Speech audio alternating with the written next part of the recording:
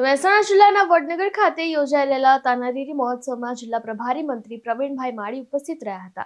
આ તકે જિલ્લા પ્રભારી મંત્રી પ્રવીણભાઈ માળીના હસ્તે શાસ્ત્રીય ગાયક ડોક્ટર સુભદ્રા દેસાઈ, સંતૂર વાદક નિનંદ અધિકારી અને લોકગાયક પાર્થ ઓઝા, શાસ્ત્રીય ગાયક ડોક્ટર તેજલ ભરત ઠાકરને શાલ અને મોમેન્ટો આપી સન્માનિત કરવામાં આવ્યા.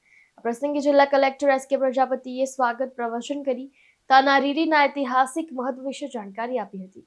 તાનારીરી મહોત્સવના પ્રસંગે સામાજિક અગ્રણી સોમાભાઈ મોદી, જિલ્લા પંચાયત પ્રમુખ તૃષાબેન પટેલ, રાજ્યસભા સાંસદ મયંકભાઈ નાયક, ધારાસભ્ય કે પટેલ, સરદારભાઈ ચૌધરી, મુકેશભાઈ પટેલ, અગ્રણી ગિરીશભાઈ રાજગોર, વડનગર નગરપાલિકા પ્રમુખ મિતિકા શાહ, જિલ્લા વિકાસ અધિકારી ડોક્ટર હસરત જૈસ્મીન, ગુજરાત રાજ્ય સંગીત નાટક અકાદમીના સભ્ય સચિવ આઈઆર, નિવાસી અધિક કલેક્ટર જશવંત જેગોડા સહિત વડનગર અને મહેસાણાના અગ્રણીઓ તેમજ મોટી संख्या में नगरजनों આ સુમધુર संगीतનો आस्वाद माण्यो હતો.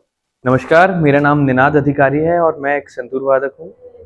मैं मुंबई में रहता हूँ और म्यूज़िक इंडस्ट्री में काम कर रहा हूँ.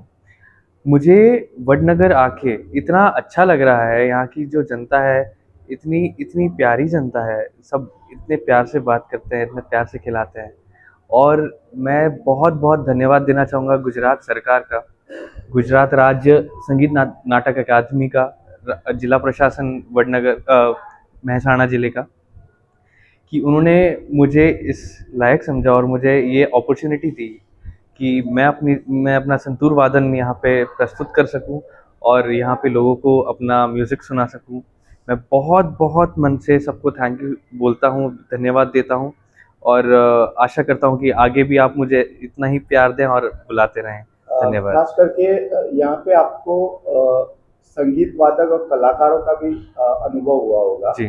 तो उन लोगों को आप क्या संदेशा देना चाहते हैं? जो गुजरात के कलाकार हैं, अपने आप में ही गुजरात का कल्चर ही बहुत बहुत रिच है. तो गुजरात के कलाकार, गुजरात का लिटरेचर, म्यूज़िक, फोक, सब कुछ इतना रिच है. कलाकार इतना अच्छा काम कर रहे हैं यहाँ पे, वो पूरे देश के लिए एक इंस्पिरेशन है मुझे लगता है.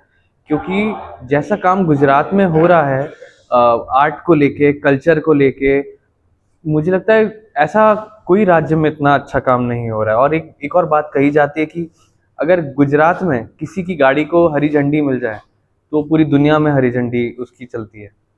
तो मैं समझता हूँ कि मैं बहुत बहुत लकी हूँ कि मुझे ये मौका मिला है. આ ભૂમિ બહુ સાથે હું સંકળાયેલો છું વડનગરમાં, એટલે કે આ સરસ હાટકેશ્વર દાદાના મંદિરને આંગણે જે આ વડનગર સ્થિત છે એમાં તાનારીરી મહોત્સવમાં પરફોર્મ કરવાનો ખૂબ અનેરો આનંદ છે. એટલું સુગનો ઓડિયન્સ છે, આયોજન બહુ સુંદર છે અને બહુ ગર્વથી એમ કહી શકાય કે ગુજરાતમાં આવા સરસ ફેસ્ટિવલ થાય અને એમાં ગુજરાતના કલાકારોને સુંદર તક મળે કે પોતાનું સંગીત અને પોતાની આગવી ઓળખ લોકો સુધી પહોંચાડે.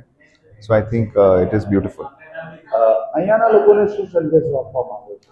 અહીંયાના લોકોને સંદેશો એ જ આપીએ છીએ કે તમે અહીંયા રહો છો અને એનું ગર્વ અમને સૌને છે, કારણ કે અહીંયા રહેવાની સાથે તમે તમારા સરસ આ દેશની સંસ્કૃતિને જાળવી રાખો છો, વડનગરને જાળવી રાખો છો.